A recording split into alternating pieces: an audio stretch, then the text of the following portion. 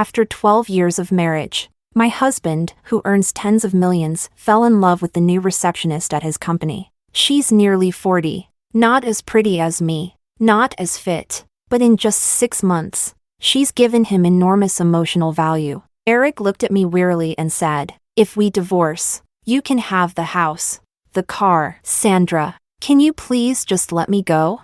I lowered my eyes and replied calmly, "Okay." Then, I bought a calendar and drew a red circle on it. Divorce countdown, 30 days. Chapter 1. When I pushed the divorce papers in front of Erick. It had only been 40 minutes since he confessed the affair and asked for a divorce. Per the agreement, the house, car, and custody of our child would all go to me. He would pay me $20 million in compensation and child support, in one lump sum. After that, the child and I would no longer disturb him. At the time, Erick was on a conference call when he glanced down and saw the words divorce agreement. There was a subtle flicker in his expression. Then he nodded, signaling he understood. I left the room. To save us both time, I packed up all of Erick's clothes and belongings. 3 full suitcases. I even included old photos from his childhood, stored in the attic, just in case. Then I saw our wedding photo in the corner. In it,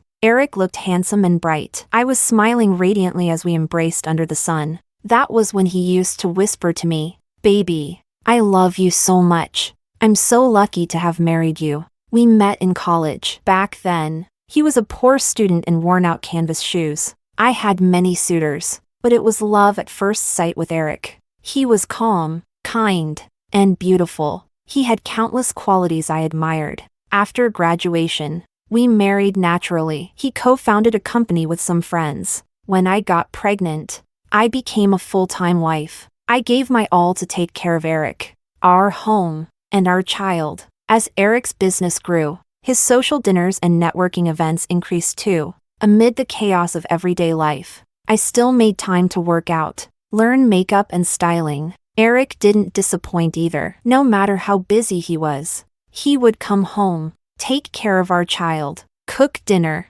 He even helped me deal with in-law drama. To outsiders, we were the model couple, the picture-perfect marriage. I don't know when it started, but Erick gradually moved most of his meetings to the evening. Sometimes he'd be so busy that he wouldn't come home all night. Friends teased me. Better keep an eye on him. Something might be up. I'd smile and say, "Of course not." But deep down, I was uneasy. I brought late-night snacks to the office a few times. Nothing unusual. A group of people working, and that woman just quietly waiting at the front desk. Her name was Anna, around 40, not tall, thin, short hair, unremarkable looks, but her voice was soft, unexpectedly gentle. She smiled and greeted me politely. Over the years, I'd imagined this day might come. Maybe it would be the beautiful secretary, maybe a vibrant college intern, or perhaps a powerful female CEO, but I had never considered the receptionist. I'd heard she'd been married once. Her husband had cheated, hence the divorce. This was her first job since then, and she treasured it. She came early every day, memorized everyone's little habits, occasionally baked pastries. Some colleagues even arranged lunch deliveries with her for convenience. When I found out, I even told Erick. "She's been through a lot, be kind to her." Erick had only replied blandly, "This is a workplace, not a charity." I've already warned her not to mix personal business with work. Back then, I even joked that Erick was a cold CEO with no human warmth. Looking back now, maybe he was just worried Anna had to go home and cook meals after working all day. As for why Erick chose today to ask for a divorce, it started with a bowl of hangover soup I made for him that morning. Just like always, he stared at the bowl, sighed, pushed it slightly away, and sat in silence for a long time. Then suddenly, he looked up at me. His eyes were exhausted, and he asked if we could get a divorce. He confessed, the affair had been going on for 6 months. Every overtime session, he'd make time to rent a hotel room. My heart trembled like a leaf in a storm. I fought hard not to break down. I asked who it was, and when he said Anna, I thought I'd misheard. A cold, helpless numbness washed over me. So cold, so bitterly cold. Chapter 2. By the time Erick finished his meeting, I had already eaten, cleaned the kitchen, and was sitting in the living room watching a drama, as if nothing had ever happened. He went to shower. Halfway through, he realized there were no towels and called out instinctively from the bathroom, "Babe, where's my towel?" Without turning my head, I replied, "I packed it in your suitcase. If you don't mind, you can use mine. I'll throw it away afterward." What followed was a long, suffocating silence. When Erick came out, he noticed the 3 suitcases sitting by the entrance. He sat down across from me and gently slid the divorce agreement over with his fingertips. "I can pay $15 million upfront for child support, the rest monthly." I interrupted. "No need. Let's make it a clean break, a one-time payment. I'm sure she doesn't want you staying in contact with me either." Erick frowned in confusion. "The child isn't just yours. I have the right to be part of his life. I know I was wrong. I'm willing to make up for it. But don't use the child to manipulate me." I paused the TV and looked him straight in the eye. "Cheating was your fault. You owe compensation and child support. Those are reasonable. Given your assets, a house and car aren't much. I've raised our son alone. He's highly sensitive and needs a lot. How much energy can you spare between being in love and managing a child? Being a father isn't just money, it's time, presence, patience." Erick was speechless for a long time. Then he said, "Still, I won't let $20 million buy out my relationship with my son." I opened the divorce agreement calmly. "The $20 million is for compensation and support. If you have emotional needs, feel free to transfer extra money to our son. I'll open him a separate account." Suddenly, Erick laughed. "Sandra, I never knew you loved money this much. Every word out of your mouth is about cash." "What else?" "Erick, love you? What did that get me?" He shut up, expression dark. He pulled out a pen and signed the divorce papers cleanly. Then he called his driver. I finished my show and went to bed. By the time I woke up in the morning, Erick was already gone. Our son came running out of his room and hugged me excitedly. "Mom, I had the happiest dream last night." I listened to his little story and gently tested the waters. "Daddy's really busy at work lately. He might have to go on a long business trip." He didn't act like usual, didn't ask, "When will Daddy be home?" He just said "oh," pursed his lips, and added, "That's okay, as long as I have Mommy with me." My tears almost burst out. I rushed to the bathroom, using that as an excuse to collect myself. Agreeing to divorce Erick wasn't just sadness. What hurt the most was the guilt I felt toward our son, for not being able to give him a whole, complete family. But deep down, I knew that guilt wasn't mine to carry. Later that morning, I dropped him off at school, and Erick and I went to the Civil Affairs office to apply for the divorce. 30-day cooling off period. After that, we could finalize it. Back in the car, I pulled out my calendar and circled the date. Divorce countdown, 30 days. Chapter 3. I hesitated. Should I tell my parents about the divorce now? I grew up in this city. All my relatives and friends live here too. My parents are retired teachers. I'm their only daughter. They're very open-minded.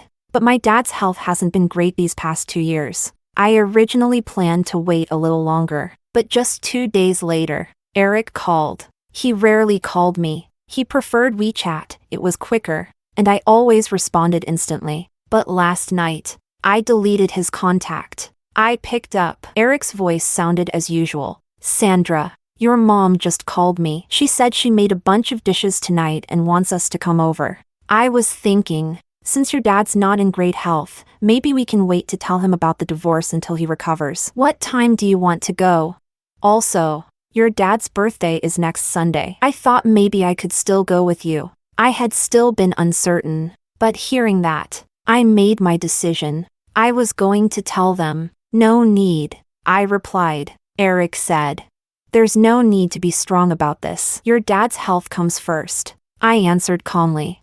"If you truly cared, you wouldn't have chosen now to cheat and ask for a divorce. My dad may be physically weak, but his mind is sharp. I don't think he'd want me to stay in an unfaithful marriage." Erick, "Yeah.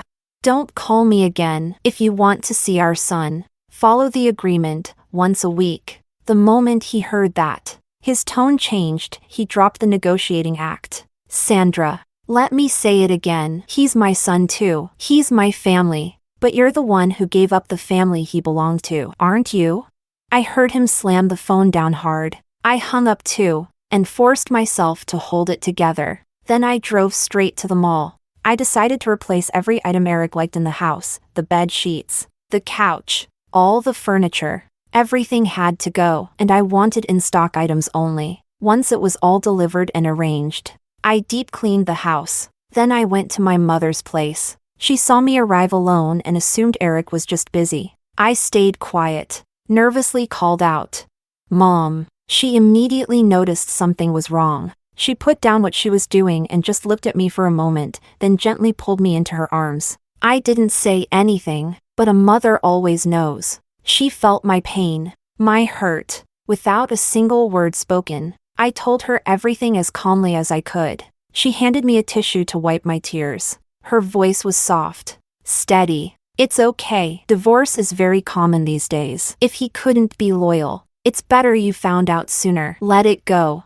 Sandra, I only ask you one thing." After she finished speaking, my mother's eyes turned misty. She held my hand and said, "Since you've decided to divorce, then no matter what happens, don't ever go back." I nodded through tears. "Okay." After dinner, my mom and dad talked for a long time in their room. When they came out, my dad handed me a big red envelope. He said today marked a new beginning, and that deserved to be celebrated. I just want my precious daughter to always be happy. When I left their house, I cried for a long time in the car. Before I came, I was so afraid of disappointing them. They had barely argued in their entire marriage, always so loving and harmonious. When I decided to marry Erick and no one else supported me, they said they'd respect my choice. Now that Erick was rich and successful, and everyone envied me, praising my parents' good judgment, they calmly stood behind my decision to leave him. I wiped my tears and looked at the calendar.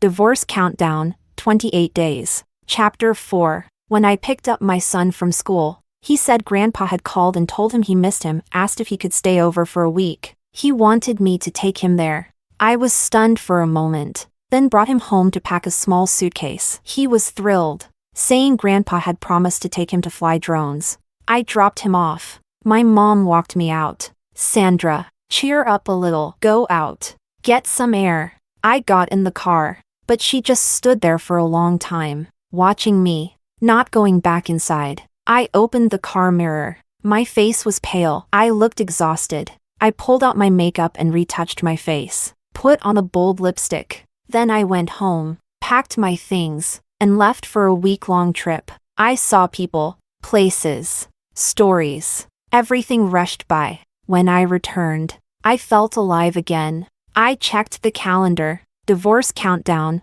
21 days. Chapter 5. I got back just in time for my dad's birthday. This year, they planned to host it at a hotel and invited relatives and close friends. The hotel was nearby, 5 tables in total, all familiar faces. Many guests asked about Erick. Luckily, my son had a class today and didn't come. My parents didn't answer directly. Before dinner, my dad got up to say a few words, and that's when Erick arrived. He was dressed in a sharp suit, carrying several bags of gifts and a big red envelope. Relatives warmly greeted him. He waited for my dad to step off the stage and handed him the envelope. "Dad, happy birthday." My dad gave him a calm look. "No need to be so formal. Keep the envelope. After all, you and Sandra are already divorced. I can't accept your gifts." Erick's face froze. There was a collective gasp, but silence followed quickly. He muttered quietly, "It's just a signed agreement.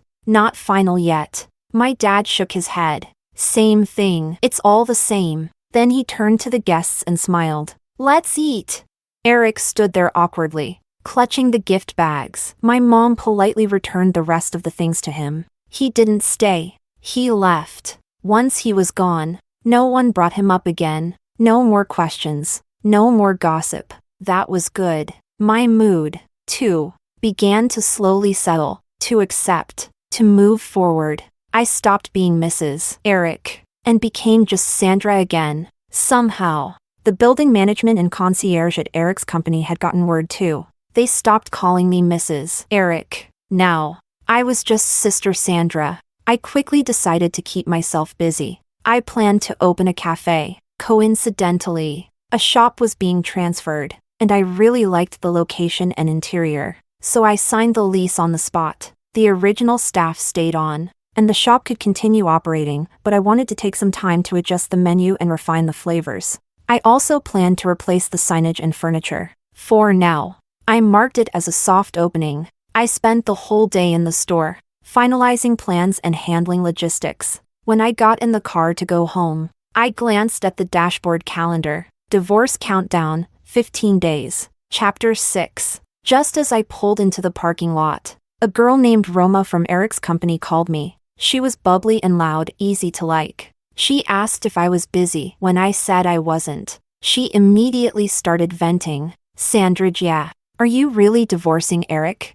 I didn't hide it. Then she asked if it was because of Anna. I didn't know why she brought that up. Maybe Erick had made it public. When I stayed silent, Roma sighed dramatically. I knew it was because of that woman. No wonder we haven't gotten any of your afternoon teas lately. We miss you. When I was with Erick, I used to bring his team afternoon tea nearly every week to thank them. Some coworkers even joked that they wanted to work there forever just for Sandra's tea. It's okay, I'm opening a cafe soon. Come visit. And it's on me. Roma squealed and begged for the address. I'll send it to you later. I said, okay. She chirped, then jumped right back into rant mode. You don't know what Anna's like. After you stopped coming around, she got promoted from front desk to office manager, and her attitude totally changed. She used to smile at everyone. Now she's always finding fault with people. You can tell how smug she is. She can't even hide it. She even bought dresses and heels just like yours. It's obvious to everyone. What was the boss thinking?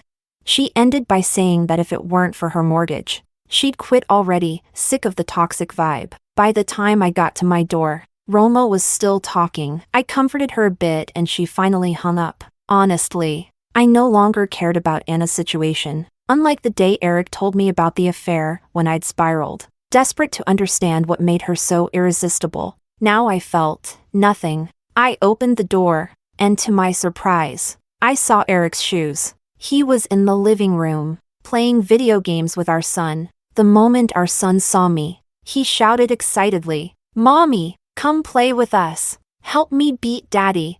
Back then, Erick would lift our son up and spin him around, laughing, then come chase me around the room. The house used to echo with laughter. Now, Erick just coughed and patted our son's head. Mommy's been out working all day. She's tired. Next time, okay? Okay. Daddy, when will you stop going on trips? Erick thought for a moment and replied softly, soon. Then he sent our son to bed. I'd been at the cafe all day and was too tired to chat. I reminded him to lock up when he left. He said he promised our son he'd sleep with him tonight. I didn't argue. I closed my bedroom door. Moments later, I heard Erick's phone ring in the living room. He picked up and repeated a few short lines. Then, in a quieter and slightly irritated tone, I told you, I'm just here for my son. What are you so afraid of? We've already signed the divorce agreement. How many times do I have to say it? We're not sleeping in the same room. Then I heard him hang up. He knocked on my door. Sandra, something urgent came up at work. I have to head back. I'll come by tomorrow to spend time with our son. I didn't open the door. Okay, I said, loud enough for him to hear. He hadn't even left the building before I got a bank notification. A 50,000 yuan transfer to our son's account. From Erick. The note said, buy him something nice to eat tomorrow. I didn't reply. I opened my laptop and reviewed the cafe's operation plans. Just then, a message popped up on WeChat. It was from a stranger. No words, just a smiley face. The profile picture was a bouquet of flowers. The profile had no info. No posts. I couldn't even remember when I added this person. I scrolled up. 2 years ago, while I was trying to remember, another message came through. Feeling proud of yourself?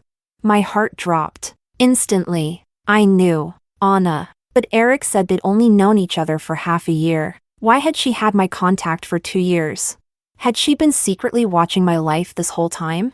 I took a sharp breath and typed a question mark. She replied quickly, no matter what tricks you pull to keep him, I can get him back whenever I want. So it really was her. Anna. Which meant Erick didn't meet her 6 months ago. Maybe it had been much longer. Chapter 7. Anna sent me a photo. I tapped to open it and saw Erick, shirtless, asleep in a hotel bed. A woman's hand was resting on his chest. In the bottom right corner of the photo, a red timestamp read, 2023-2-16. I stared at the photo. Something twisted in my chest. A wave of nausea hit me like a wall. I rushed to the trash bin and threw up violently. February 16th, 2023. That was the day of my dad's first surgery. After his condition worsened, Erick had been extremely busy that entire month. He was constantly traveling for work to be with me. He said he'd canceled several meetings. He appeared on video calls often, speaking gently, comforting me, telling me not to worry. I couldn't sleep from the stress, so he stayed with me on video the entire night, just to calm me down. He told me he'd move mountains to make it to the hospital in time on February 16th, and he did show up, first thing in the morning, sat by my side outside the operating room. But that very same day, while supposedly too busy to breathe, he had time to sleep with Anna. How? How could he return so calmly to sit beside me, like nothing had happened?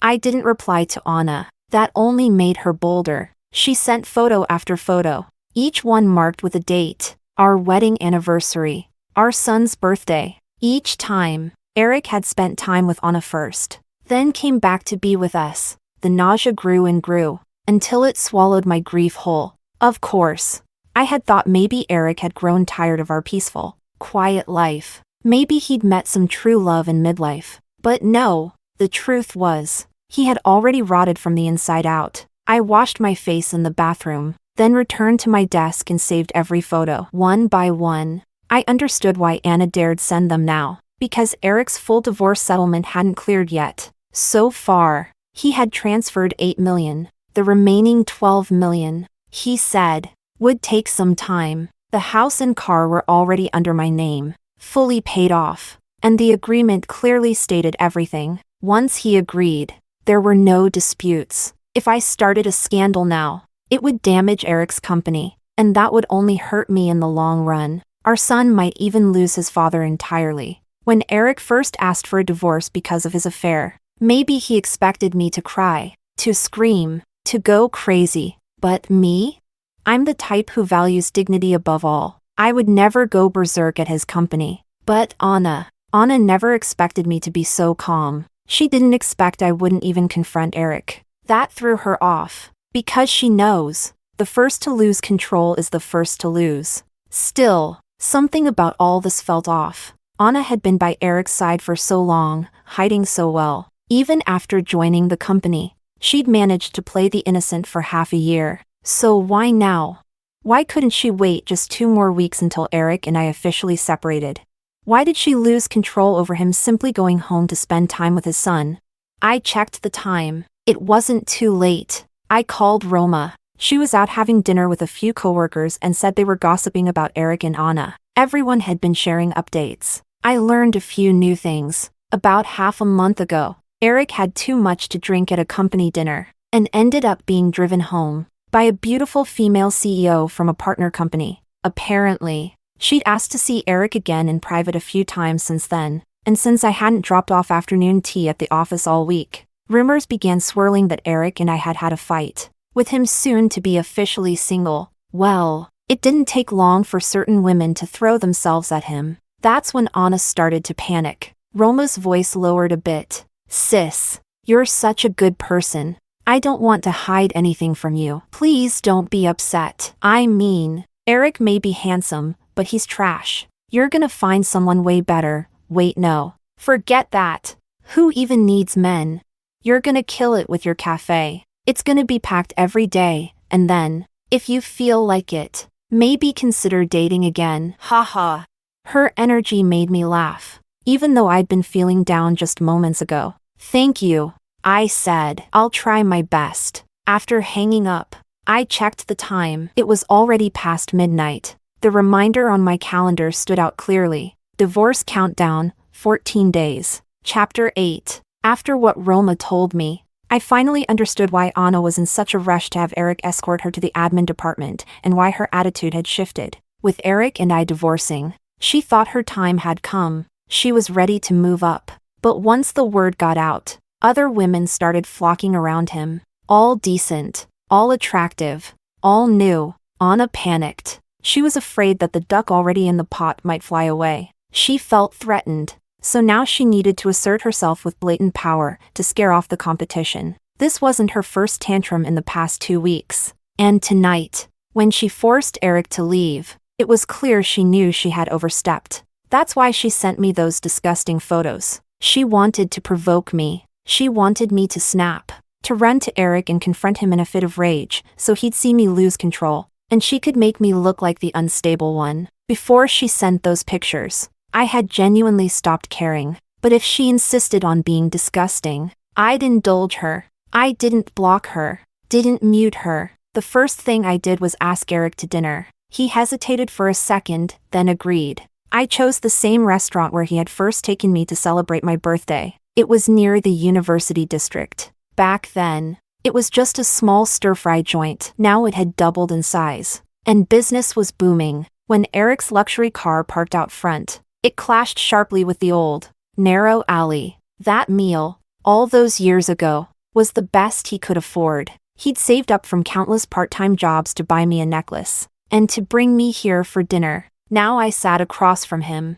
a man in a tailored suit, and the sincere, hopeful boy I remembered, slowly faded from his face. I didn't book a private room. I picked a street-side table on purpose. The sunlight was nice. Neither of us said much. After ordering, Erick quietly rinsed my chopsticks and bowl with hot water, just like old times. While eating, Erick kept saying something tasted off. He even asked the boss to come out. Turns out the owner's father was still the one cooking. Erick looked slightly surprised, but said nothing more. I picked up some spicy stir-fried pork and smiled. Tastes the same to me. You've changed, Erick asked. Have I? Of course. You've eaten in so many places, seen so many things. This little place doesn't taste special to you anymore. But to me, the flavor is just like back then. Erick put down his chopsticks and looked at me. After a moment of silence, he said, Sandra. I'm sorry. I gave a bitter smile. People should look forward. That's something I need to learn from you. Erick's voice was low, hesitant. Don't you want to ask me anything? Would you really tell the truth if I asked? Would you say you were fooling around with Anna on the day of my father's surgery? Erick, you wouldn't be able to say it out loud. He fell silent, sighed slowly, then asked if something was bothering me. I spoke plainly. Lately I needed some money. I wanted to ask if he could transfer the remaining 12 million soon. Sandra, even if you asked me out today just for the money, I'm still glad. All these years, I thought I'd moved on, but you're still stuck in the past. I'll send the money as soon as I can. If you ever need anything, just reach out. After Erick left, I went to the front desk to pay the bill. Then I sent the owner a red envelope, thanking him for the little favor. He told Erick it was his father who cooked the meal, but that wasn't entirely true. There were multiple chefs in the kitchen now. The stir-fried pork with chilies? Not made by the old man. It just tasted similar, close, but not quite the same. Erick was right to think something felt off. That was the point. I wanted him to walk away with a sense of superiority, to believe he had moved on, while I was the one still clinging to the past. When I softened, the negotiation became much easier. After leaving the restaurant, I went to a private agency. I'd contacted them last night. They messaged me this afternoon. Quick response. The man handed me a file folder. It was Anna's file. She was 41 years old, married, and had a 12-year-old child. Her husband worked at a factory in a neighboring city. Over the past 2 years, the person she interacted with most was her younger brother. He also knew about Erick. Honestly, when I read the report, I was stunned. I'd known Anna's age, but at the company, she claimed she was divorced. And now I learned she not only had a child, she wasn't even legally separated. I asked the agency guy, "Is this real?" He gave me a confident okay sign. "You can trust me if you give the word. I'll send this out right now." No need. I hadn't collected this to warn Erick. On the contrary, I actually hoped Anna would keep her husband hidden for now, at least long enough for my divorce to go through smoothly. I had underestimated Anna. I thought she just wanted to become the official woman. But no, this was a romance scam. She had spent 2 years working on Erick, and now that success was within reach. There was no way she'd let anyone else swoop in. I pulled out my calendar and circled the date. Divorce countdown, 13 days. Chapter 9. When the remaining 12 million was finally transferred, I was busy with the soft opening of my cafe. I'd made some changes to the decor and added a coupon system. So far, it was working well. A friend, after hearing the money had arrived, asked me if doing a one-time buyout was a loss. I didn't think so. Running a business isn't always smooth sailing. There are bound to be unpredictable situations. Ups and downs are normal, and there's no guarantee how long anything will last. A one-time settlement is easier on the mind. More importantly, I didn't want to keep reaching out month after month. My friend said that made sense. What's in your hand is what's real. Roma stopped by during her break to grab a coffee. She told me Erick had landed a big new deal and was busy with negotiations. Anna, meanwhile, had started showing up at work with a designer handbag, and had noticeably toned down her attitude. Clearly, Erick had used the bag to smooth things over, but Anna's current restraint was only to get more later. That's the kind of seed Erick sowed, and soon, he'd reap the consequences. Take that day at the restaurant. For example, Erick and I were eating, and I saw Anna standing just around the corner outside the window. That very night, she sent me another batch of explicit photos. This time, half her face was visible, openly arrogant. I've already packaged everything. As soon as the divorce is finalized, I'll send it all to her husband. Just as I was sorting the file, the doorbell rang. I got up to open the door. Anna stood there with freshly styled hair, wearing lipstick that almost matched mine. But the moment the door opened, her entire demeanor had changed. Her eyes radiated provocation. "Sorry," she said, with a fake smile. "Erick left his household registration book here. I came to pick it up." She tried to walk in as she spoke. I stopped her. "Erick took it with him the day we signed the divorce agreement." "Really? Maybe he misremembered. Honestly, I just wanted to drop by and see you." "Erick doesn't see it." "But I do. You're just pretending to let go so you can reel him back in." I asked calmly. "Oh, so you think watching my social media for 2 years is enough to understand me?" She gave a smug little laugh, hand over her mouth, then pushed past my hand and looked around my home. "Sandra, I really thought you didn't care, but here you are, barely after Erick left, already redecorating the entire place. What is it? Scared you'll get too emotional or something?" Just as she finished speaking, my son's voice called out, woken by the noise. "Mommy, is Daddy back?" Anna chuckled softly. "Hello, sweetheart. I'm Auntie Anna. Your daddy's still in a meeting. He won't be back tonight. Maybe not even tomorrow." I clenched my fists. Ignoring her, I hurried inside to comfort my son. His eyes were open, filled with disappointment. He looked a little upset. I gently coaxed him, saying I'd take him to the amusement park tomorrow. Told him to go to sleep early. When I came out again, Anna was still in the living room. Now she was comfortably sipping red wine. I knew exactly why she was here. Erick's father's birthday was coming up. In past years, I always went back with Erick to attend. He had even called recently to ask if I could accompany him one last time. But Anna didn't want me to go. Erick's hometown was remote. His parents had moved to the county years ago. But the trip was still long. She was afraid of all the old memories it might stir up. Afraid that time spent together would cause second thoughts. She was here tonight to provoke me, to make me lose my temper, so she'd have a reason to whisper poison into Erick's ear. Perfect. I had been wondering how to politely refuse Erick, especially now that I'd already received the 20 million. So I slowly walked over. I looked down at Anna, and then suddenly raised my hand and slapped her hard across the face. Her head jerked to the side, but she laughed mockingly. So it wasn't all that fake. Huh? All that calm, that composure, it was an act, wasn't it? How does it feel, princess? Getting your man stolen by someone like me?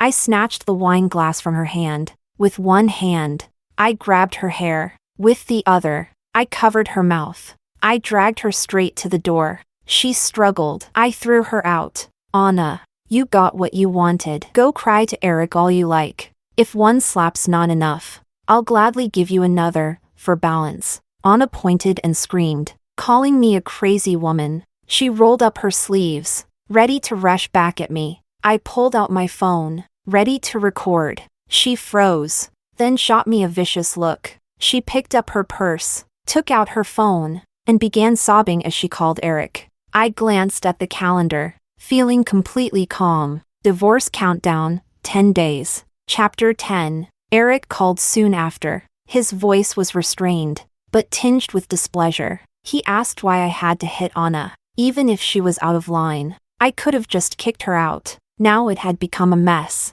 If Anna refused to settle privately and called the police, things could get complicated.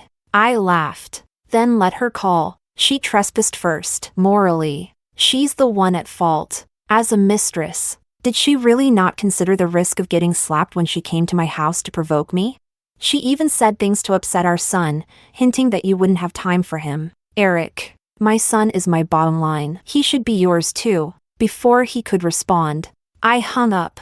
Then I texted him. I wouldn't be going back to his hometown with him. Just like that. One more string untied. Later that day, the private investigator called. He said Anna had just called her husband. She promised him money in exchange for a divorce. They agreed to go apply for the paperwork next week. She was robbing Peter to pay Paul, but eventually, she'd run out of Peters. Seemed like she was pushing Erick to marry her. The investigator sighed. Anna really is something. You'd think she's impulsive, yet she played the long game for 2 years to get close to Erick. But then she turns around and causes chaos right when she's about to win. He kept analyzing. Maybe it's because she used to feel safe. When the relationship was secret, it was exciting. But now that she's this close to getting what she wants, and suddenly Erick is surrounded by women better than her, she panicked. So she made herself visible. I took a sip of coffee. Maybe. After that, Anna stopped messaging me from her burner account.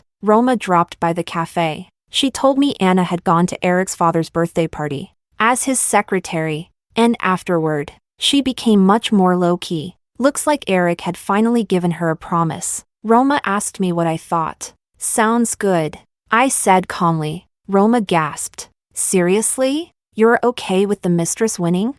I nodded. Erick, among millions of people, had accurately found his karmic retribution. Isn't that exactly right? That day, the cafe completed its redesign, menu and decor finalized. We officially opened. I posted a photo to my Moments feed, and on my calendar, I drew a circle. Divorce countdown, 5 days. Chapter 11. The 3 days leading up to the grand opening. I was swamped, working late every night, barely touched my phone. When I finally sorted through my messages, I saw an earlier text from Erick. It was a simple blessing. I deleted it, then scheduled a time to pick up the divorce certificate. Much later, he replied, "Do you want to talk one more time? Let's talk after we get the papers." A long pause. Then Erick replied with just one word. "Okay." I followed up. 10 a.m. Got it. Outside, the night was still, as if nothing had changed. But inside, the house was fully redecorated, a symbol of hope and of rebirth. I placed all the photos Anna had sent me into a file folder. Divorce countdown, 2 days.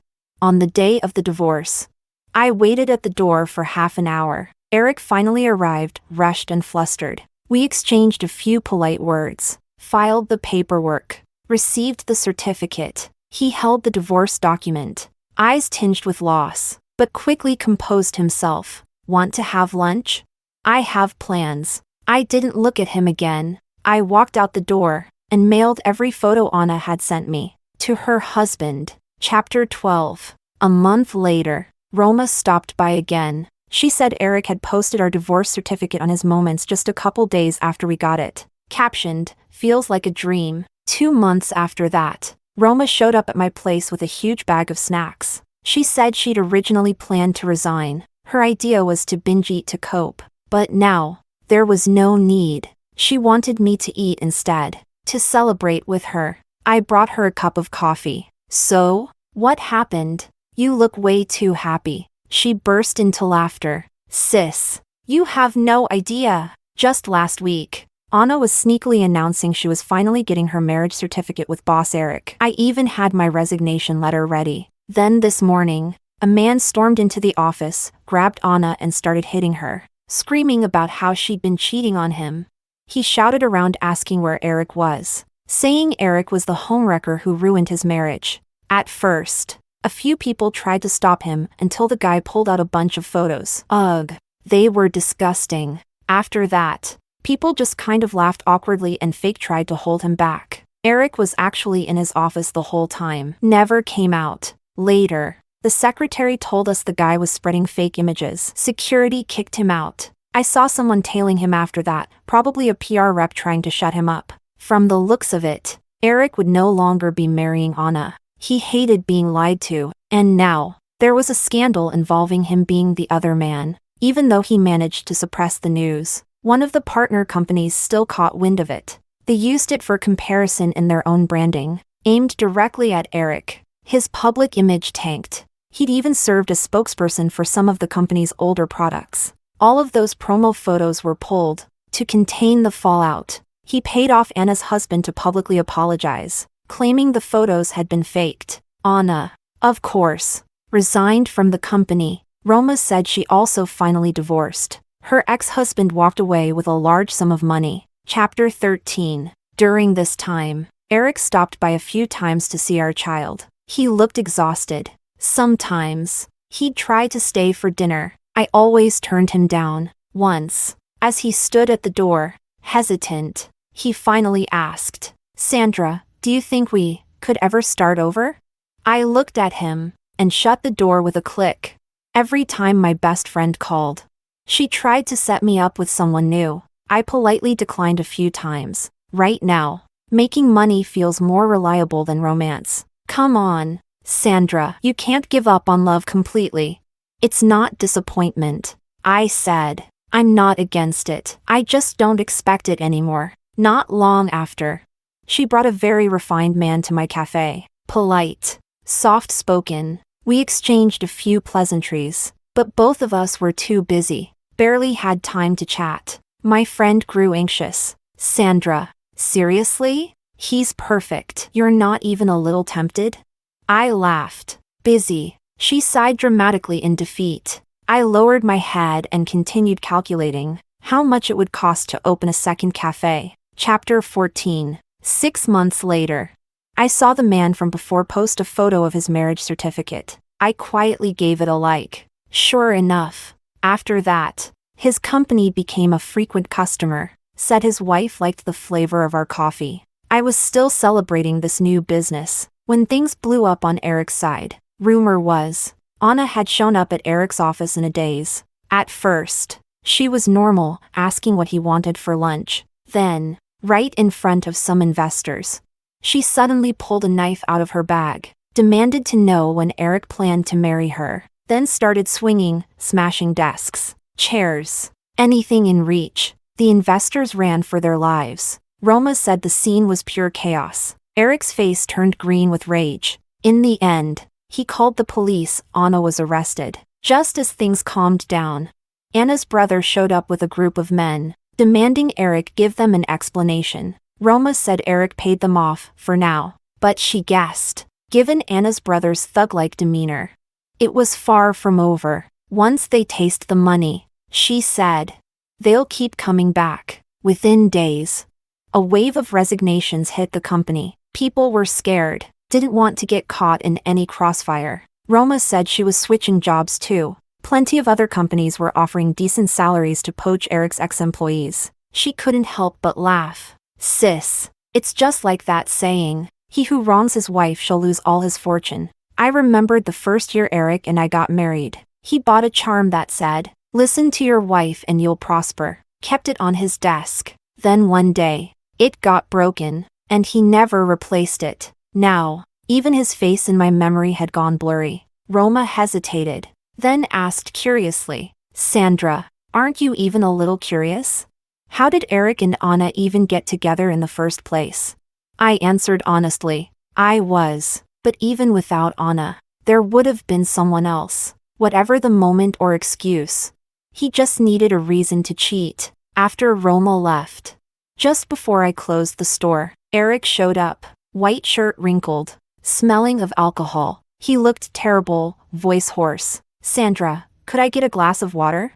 I asked someone to bring it to him. Soon after, we closed the shop. He followed me all the way to my car, just as I got in. He spoke. I've been missing our son. Could I come with you to visit him? Sorry, he's staying at my mom's place for now. He won't be back soon. You can visit him as agreed in the custody terms. His face turned pale. He coughed a few times, then hurriedly called out to me. Sandra, I was wrong. I'm sorry. I was an awful person. I failed you. I failed our son. Can you forgive me? If we can start over. I'll put everything under your name. I shook my head at Erick. He stepped closer, gripping the car door, breathing heavily. I swear, on everything, if I mess up again, I'll walk away with nothing. That day, I really was drunk. I was emotional. I thought our life had become too plain. When I brought up divorce, I didn't think you'd actually agree. I expected you to yell, to be furious. I was stupid. I didn't know how good I had it. But Sandra, I really did love you. You have to belie. I cut him off. Erick, I have things to do. I don't have time to entertain you. Whether you're here trying to calm your investors, or whether you actually feel regret, it doesn't matter to me. What matters is this. You're the past. Forever. Erick pressed his lips together until they turned white. He wanted to say more. I interrupted, visibly annoyed. Erick, let's stop here. Any more, and I won't be polite. Suddenly, he pulled out his phone in a panic, and showed me a Weibo account. Sandra, I know you'll never forgive me, but I swear, that first time with Anna, it was a mistake. This is my secret account. I've recorded everything about us. Years of it. Even the affair. It's all there. He kept talking, scrolling nonstop. For a moment, I saw blurry shots of my back. Captions full of longing. Then came his work pressure. His stress over the company's future. I turned away, reached for my keys. Erick tossed the phone into my car. At home, I threw it aside and went to wash up. When I came back, the screen was still lit. He must have disabled the lock screen. I stared at it for a moment, then pressed the power button, hard, and tossed it in the trash. I sat down at my computer and started planning locations for my second cafe. As for me and Erick, let's never meet again. No longing, no more wasted time.